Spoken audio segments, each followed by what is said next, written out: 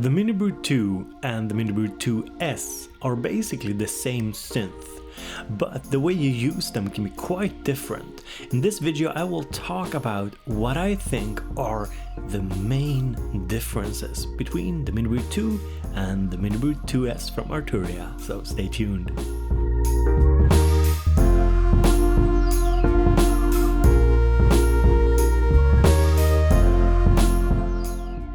The comparison between the MiniBrute 2 and the 2S might seem simple. Either you want a keyboard or a sequencer, and sure, that is correct, but it goes much deeper than that. Both units have a sequencer and an arpeggiator, but they are not really that similar in how you use them. The workflow is actually pretty different. You could say that the major difference between the 2 and the 2S is the difference between a BeatStep Pro and a KeyStep. The BeatStep Pro is arguably more advanced, but the KeyStep also has some really useful features. So if you like the idea of having a BeatStep Pro-like sequencer slapped on top of a MiniBrute, well, the MiniBrute 2S should be your pick. However, if you're like me and you prefer the KeyStep to the BeatStep, KeyStep to the BeatStep, you should pick the MiniBrute 2 with the keyboard. It should simply fit you better. The sequencer version of the MiniBrute 2 sports a much greater control of sequences as well as per step modulation of several sources. With splitter cables, this can mean that you can control multiple sources via the patch bay using per step modulation. Now, it's not electron level of step automation, but it does open up for a lot of exploration and variation. The MiniBrute 2 does not have that kind of per step modulation that the sequencer version got, but it does offer more in terms of keyboard performance options. The arpeggiator is deeper with more options for type of arp and more options for time divisions, and the KeyStep style sequencer does seem to fit a keyboard player a little bit better than the 2S sequencer. And the keyboard version also, quite obviously, sports a nice keybed. It's the same as on the MatrixBrute, and it has a nice pitch and modulation wheel as well as aftertouch.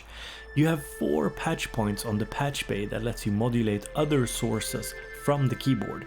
You have the gate output, the keyboard output, the velocity output, and the mod CV output, but there is no per step modulation.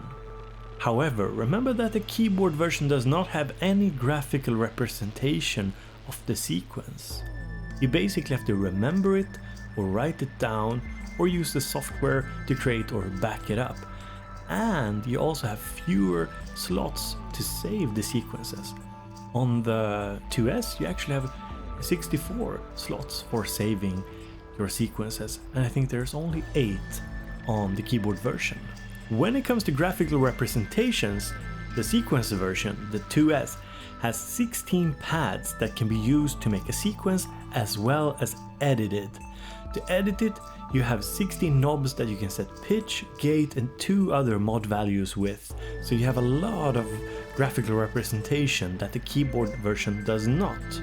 And you can of course use the pads to play it as well. There's also a scales feature on the 2S, which the keyboard version sadly lacks, and I would actually have enjoyed seeing it on the keyboard version. It would have made a lot of sense. So in summary, which one should you get? The MiniBrute 2 or the MiniBrute 2S? Props, by the way, for the kind of Apple naming scheme that you got going there, but yeah, 2S makes sense. The sequencer version and the keyboard version. However, which one should you pick? Well, to me it comes down to workflow. Do you want to have a keyboard and use that? Do you want to have a sequencer or use that? But it goes beyond it as well, because you have to ask yourself, will I actually be using the keyboard? Will I actually be using the sequencer? Is the sequencer really adding something? For example, I myself had a lot of fun with the sequencer version. I actually enjoyed it a lot more than the keyboard version. But when it comes down to it, I personally don't use onboard sequencers that much. Even if there are 64 steps and have a lot of per step modulation capabilities, I tend to use my Digitact or use something like a computer or my Machina to control my synths. I don't really need a great onboard sequencer.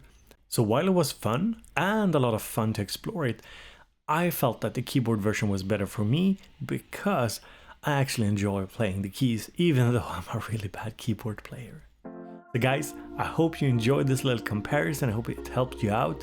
Now, if you have any questions, put them down in the comment section. And as always, hit the like button if you want to. You can subscribe if you like my content, and if you want to support me further, check the link to patreon.com/bowbeats, where you can make a monthly donation to keep this project going. So thank you so much for being here, and have a pleasant day.